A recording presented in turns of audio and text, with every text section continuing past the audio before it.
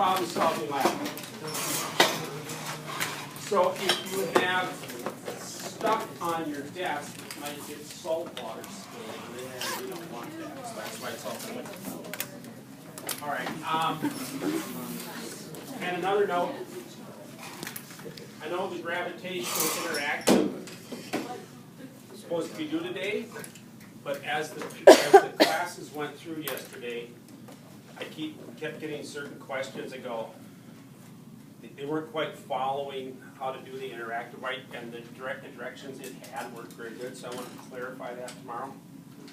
So we'll turn them in after that to make sure you've got the concept. All right, so today is the experiment, and I don't recall if I did this demonstration back when we were doing density or not. I usually do. But I have a column of water up here, some hard-boiled egg pieces. And this works, I've done this with a raw egg before too, but then I have to set it up between each glass. So if I take this piece of boiled egg and drop it in here, no, that's where I should have gone from. So that egg sinks through the top part of the water, suggesting that piece of egg is more dense or less dense than the water? More dense. But then it stops. And they're not stuck there. You can move them around. See, they're loose in there. But I've added something to the water below it. Let's see. Owen, if you turn around and look behind you, you might have a clue what I've added. Sugar. Okay, you've added salt. Sugar would work too, but it's stickier and harder to clean up. And what we've got here is, the first time I saw this, well, this is cool. I tried to set up the column for my students, and I ran into a problem that I had to solve to get it to work. So you're going to figure out how to solve that problem today, too. Yeah. Does this have anything to do with like a halocline? The halocline would exist. Yeah, these are hanging out right at the halocline. Good job. We've watched Amazing Caves. Journey to Amazing Caves. Have you watched that? Where they talked about the halocline? No, oceanography. Oh, yeah, it is. It's the halocline, the freshwater saltwater interface. So we've got a sheet of instructions where you have to solve this problem. You'll be working with your table partner. I guess the back row will have a group of 3.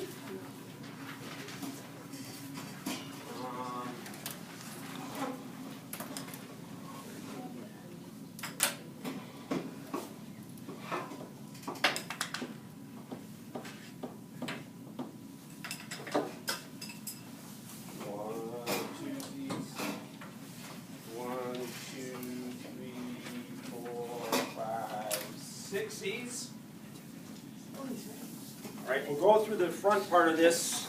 The rest of it are called directions. All right, so your task, should you choose to accept it, as it says there, and even if you don't, is to suspend a piece of egg in a graduated cylinder at the level shown on as drawn on the board. I'll have that up there in a minute.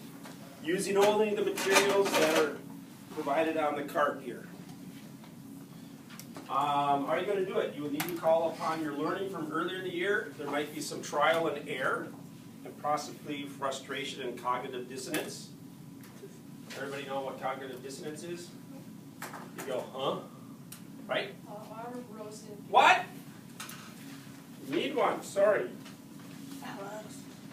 And there was some frustration last time, because usually I'll be very disappointed if it works for anybody the first time. And there's a reason I wore my Element of Indecision shirt today, because you'll run into some decisions you have to make to figure out how to make it work. But if you watch what's happening, you'll figure out how to do it.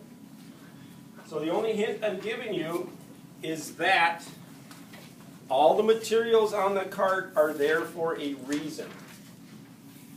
Now halfway through the period, whoops, no, I got too many. Halfway through the period, sometimes I give a big hint and people are stuck. But the class has to collect $50 to do that for the hint. Okay, just kidding about that. Well, when you have it succeeded, you bring the graduated cylinder, or raise your hand, let me know, to sign off that you did it, okay? The rest of these are instructions for writing it up. So, your task there, oh, here's my egg joke. Day 1, God created the chicken. Day 2, the chicken laid the egg. Day 3, man created the omelet. Don't tell your parents we're talking about religion in science class. All right, so as drawn here, the bottom of the egg is at 60 milliliters. But the water level at the top is at 100 milliliters. The stuff we have in the cart, you've got your graduated cylinders. And again, if they're graduated, why are they still in school? Period 2 left. The red cups, yeah, doesn't look like period 2 did a very good job of rinsing. The red cups you use for mixing your salt water, and the clear are just for the regular tap water. That way you don't mix up which one is which. There are some straws which are very useful for something that, as you'll figure out. Some mixing spoons, these are the spoons you mix, the white spoons here. Those are the only ones you get wet. And then we have these things called pipettes, as is drawn in green on the board. They're a little squirty thing. The salt will be back here.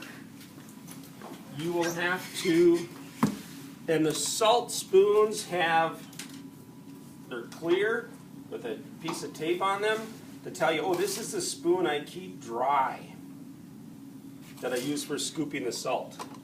I'll have to fill these up a little bit as we get going. And the egg pieces will be up front. So what we should do now, so one cylinder, oh, the salt, there's 8 of them you need to share. 2 tables need to share the salt.